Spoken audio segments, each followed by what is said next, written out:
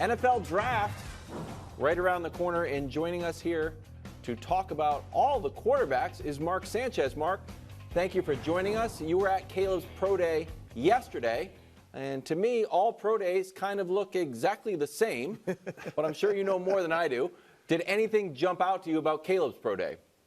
No, I think it's interesting, and one, thanks for having me, but two, this Pro Day thing, and maybe I'm too harsh of a grader and too calloused from my years playing in New York or something, but you get this script, right? And you get to practice this routine. You get to rehearse with your receivers multiple times, probably 20 times leading up to today.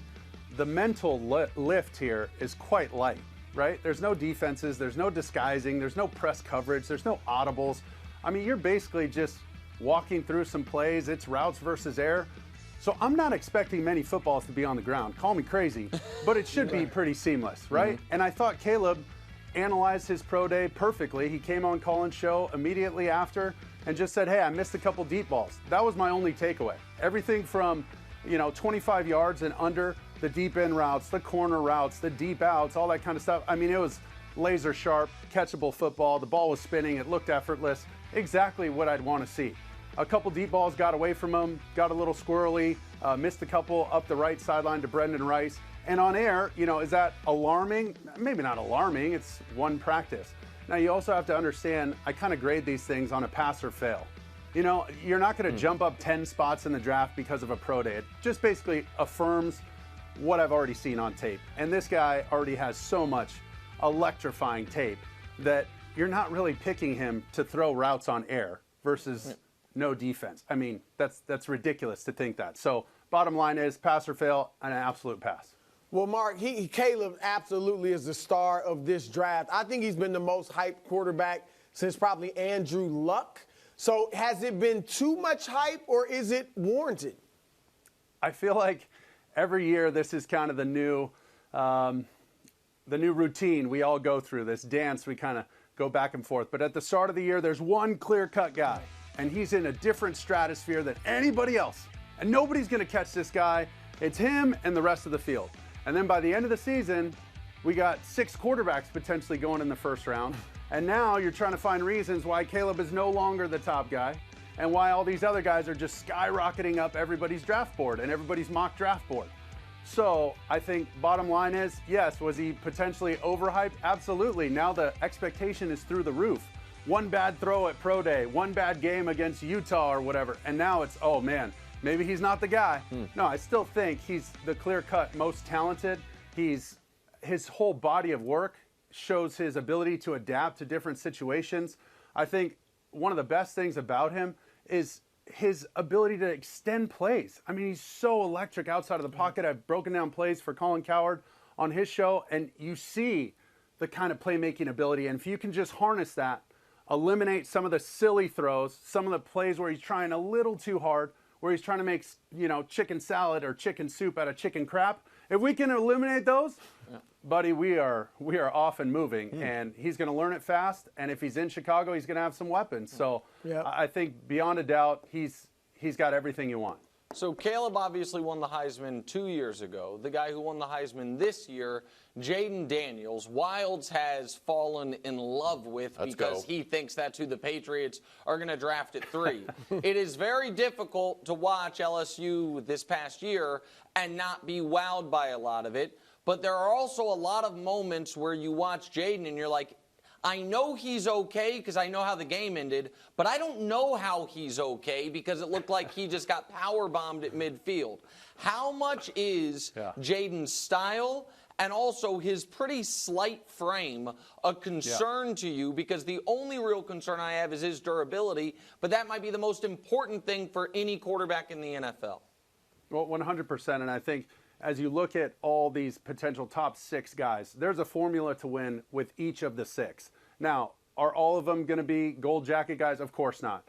So where does Jayden fit in this, draft class? Well, you see here the ability to run and the pure speed. I mean, he's running away from SEC conference studs.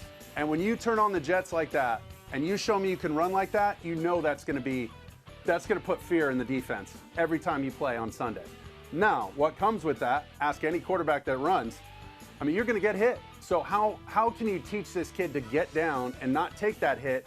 The one that looks like that you just mentioned, getting power bombed. I mean, the guy gets folded up like a lawn chair a couple times, and you're like, there's no way he leaves the field not on a stretcher. This is unbelievable. And he pops right back up. So he seems to be durable.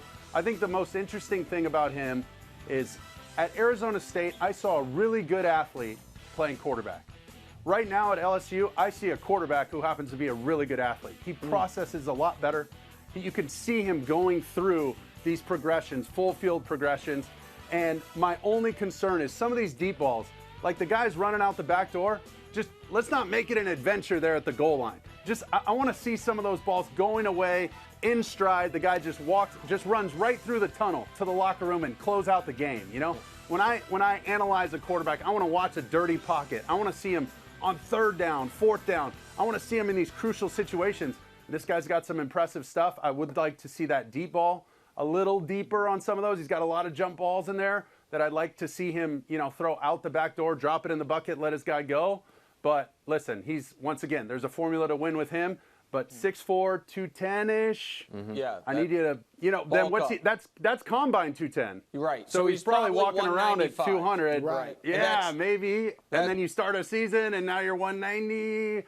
That worries me a little bit. So he's got to develop physically a little bit. So that's my only concern. The top three guys, I totally understand why they're the top three guys. Caleb, because I watched the first game of his career, again, when he was at Oklahoma, came in mid-game, and I was like, oh, that guy's awesome, and then he was awesome, to my eyes, every step of the way. Drake Maye, it's like, he's 6'4.5", 230, has a rocket arm, I understand. Jayden, we just talked about. And then you get to the fourth guy, who some people think might be the third guy. Jim Harbaugh says is the first guy, J.J. McCarthy. And, Mark, you got to explain this one to me. I watched a lot of Michigan last year because they were awesome. And every time I watched Michigan, it felt to me like they were coaching around the limitations of their quarterback. Now I hear teams love the quarterback so much they want to move up into the top 5 to get him. What am I not seeing with J.J. McCarthy, and what do you think of him? Yeah, I think it's important also to understand, because of all the movement and these opinions, remember there's 32 potential opinions, and within those opinions of every building, there's like splinters of opinions, okay? Yep. So you get this massive web of opinions. Now, you don't have to get all 32 teams to love you. You don't. You just need one. And you want one team that happens to be pretty good, hopefully, to move up and draft you. That's the best situation.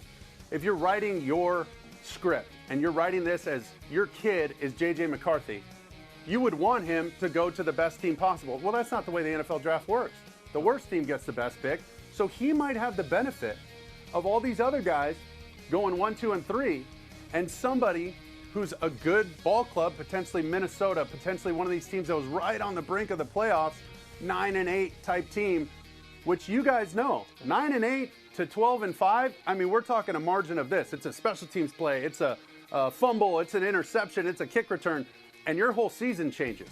So he's going to get the benefit of going somewhere where he might not even have to play right away, where he might have a sound offensive line in front of him, where he might, just like Patrick Mahomes, have an elite veteran that teaches him the process, that teaches him how to travel, what's your routine on game day, how to watch third down tape, what really do you have in your toolbox to pick up these blitzes? How do you adjust protection? How do you learn how to see these different combo coverages and zone blitzers and all that kind of stuff?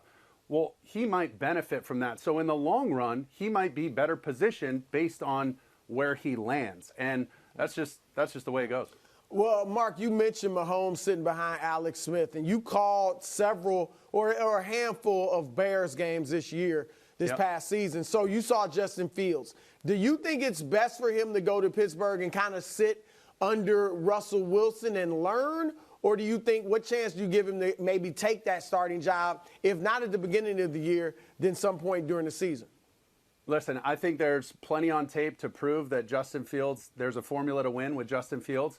It's going to require a little less, straight up drop back in the pocket. It's going to be more of your RPO, your zone read type game. But at times you're going to be able to doctor up some of these play actions where he can get around up in the pocket, turn his back to the defense, give a hard play fake, and then make something happen. He's going to extend plays. He's going to do stuff like we're watching right now. But because of the situation in Pittsburgh, and this is pure speculation, I don't have any inside knowledge, but just knowing, when you have two forces like that in one quarterback room, you almost have none. Yes. Right? You almost cancel each other out. And it's, you know, the team's looking around just like you are as to, okay, who are we following? Who do we get behind? We're all trying to row the boat in the same direction here, but who's leading us? Who's calling out the plays?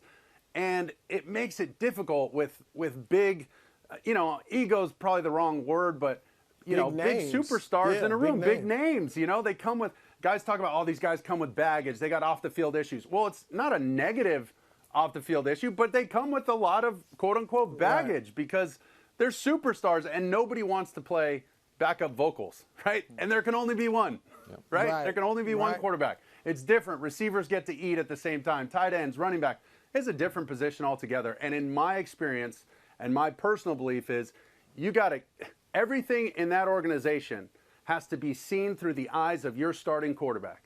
I don't care if you're the guy making food or the gal making food in the cafeteria, if you're selling season tickets, if you're in suite sales and VIP experience at the stadium, everything has to be seen through the eyes of the quarterback. How do we get him better?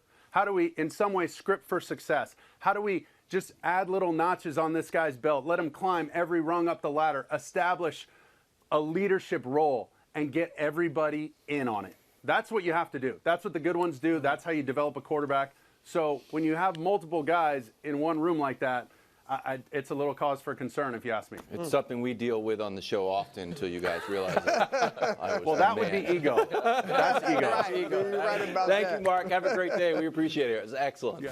Thanks for watching. Subscribe here to get more from the show and to check out clips from other shows on FS1.